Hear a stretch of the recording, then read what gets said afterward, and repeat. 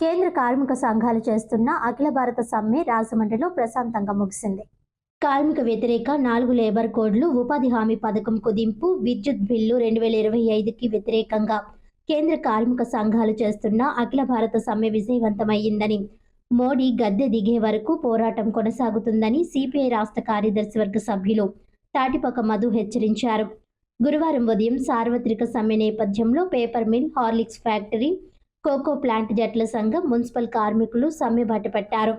Bank కూడా మూతపడ్డాయి. అనంతరం స్థానిక కోటిపల్లి బస్టాండ్ నుండి కార్మికులు భారీ ర్యాలీ నిర్వహించారు. మెయిన్ రోడ్ మీదుగా కోటగుమ్మం వరకు ర్యాలీ సాగింది.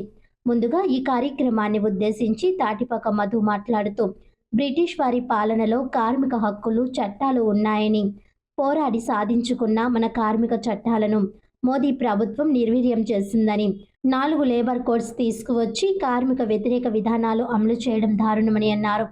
కార్మిక హక్కుల పరిరక్షణ కోసం మరో స్వాతంత్ర పోరాటం చేయాలని మధు పిలుపునిచ్చారు.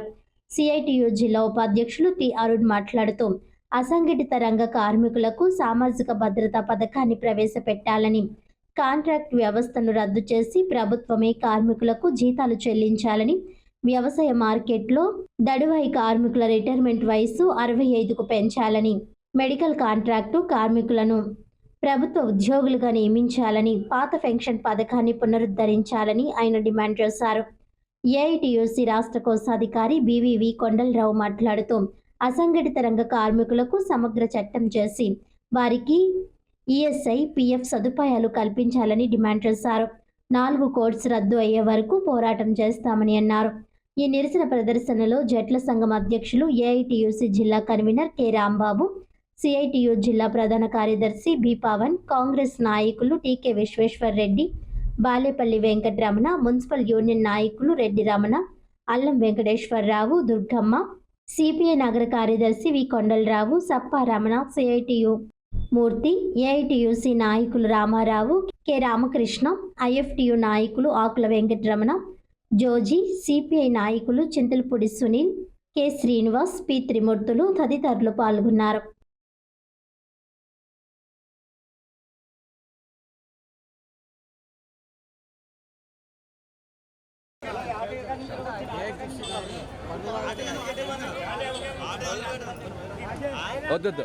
కమిటీకి, రాజమండ్రి వర్తక సంఘానికి అందరికీ కూడా ధన్యవాదాలు తెలియజేస్తా ఉన్నాం.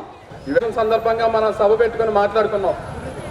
నాడు 2025 సంవత్సరంలో దేశవ్యాప్త సమ్మె జరిగినప్పుడు లేబర్ కోడ్లకు వ్యతిరేకంగా ఆ రోజు 25 కోట్ల మంది సమ్మెలో పాల్గొన్నారు. ఈరోజు ఇప్పుడే సోషల్ మీడియాలో, ఇంగ్లీషు మీడియాలో వస్తున్నటువంటి లెక్కల ప్రకారం చూస్తే ఈ రోజు సమ్మెలో దేశవ్యాప్తంగా ఇప్పటికీ 54 కోట్ల మంది కార్మికులు, ఉద్యోగులు పెద్ద ఎత్తున సమ్మెలో పాల్గొన్నారని చెప్తా ఉన్నారు.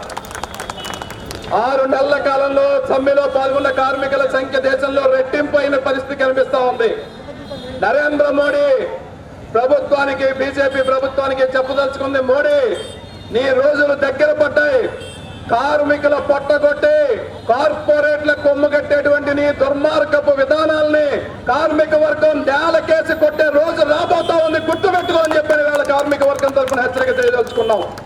ఈ దేశంలో నరేంద్ర మోడీ ప్రభుత్వం అధికారంలో కొనసాగుతా ఉంది.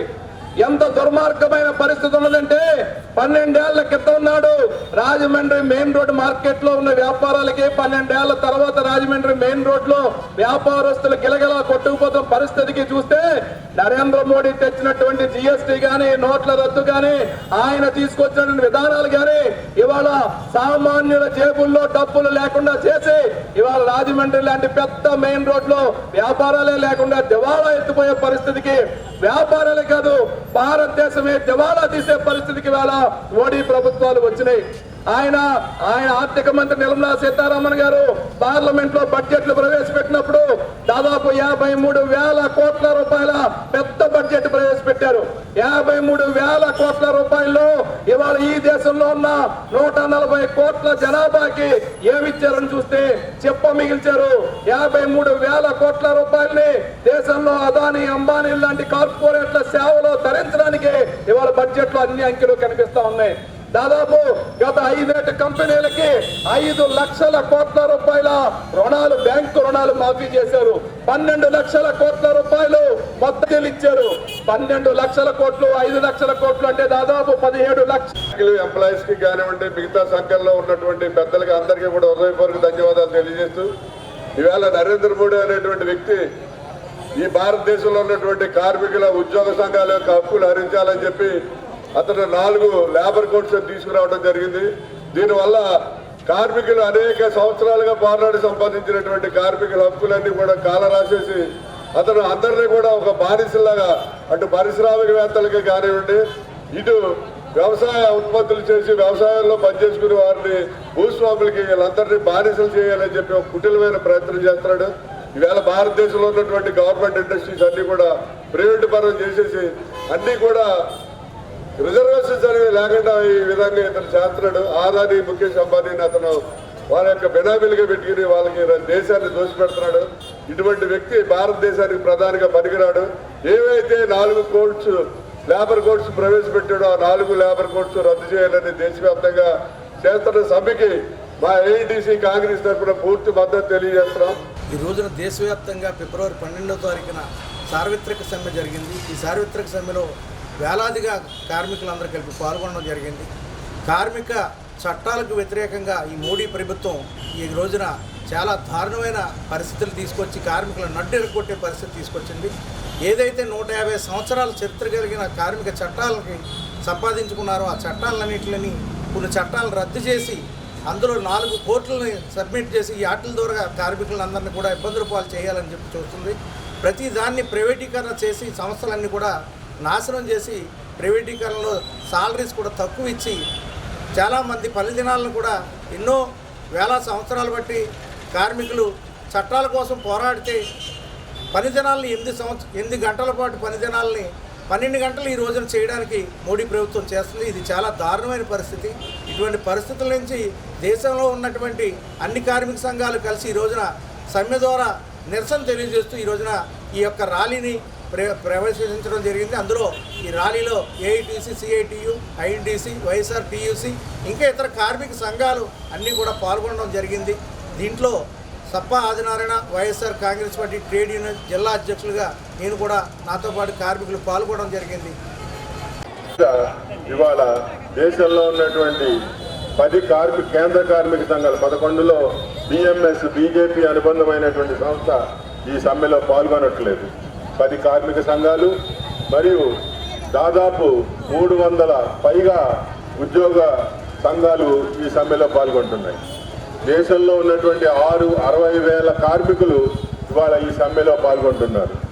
60,000 కార్మికులకు వ్యతిరేకంగా తీసుకున్నటువంటి లేబర్ కోడ్లు ఎవరికి ఉపయోగపడినటువంటి విధంగా ఇవాళ లేబర్ కోడ్లను చిత్రీకరించడం జరిగింది. 50% ఎలవెన్సుల రూపంలో కూడా 15% మించకుండా ఉంటే వాటిని కూడా జీతాల కింద లెక్కేసేటువంటి పరిస్థితి. ఇవాళ వేతన కోడ్ కింద ఎవరైనా ఆఫీస్ పనిచేది ఇప్పుడు చట్టాల ప్రకారం, కానీ వాళ్ళ మహిళా కార్మికులు రాత్రులు కూడా పనిచేసేటువంటి విధానం, వాళ్ళకి ఏ విధమైనటువంటి మరి ఇది ఇవ్వకుండా కూడా ఉండేటువంటి పరిస్థితి. అదే ఇవాళ ప్రమాదవశాత్తు గురి అయితే పనిచేస్తున్నప్పుడు అతనికి ఇచ్చేటువంటి కాంపెన్సేషన్ కూడా లేకుండా చేసేటువంటి పరిస్థితి ఈ లేబర్ కోడ్. ఈ లేబర్ కోడ్ల వలన దాదాపు 60,000 మంది కార్మికులు దేశంలో నష్టపోతున్నారు.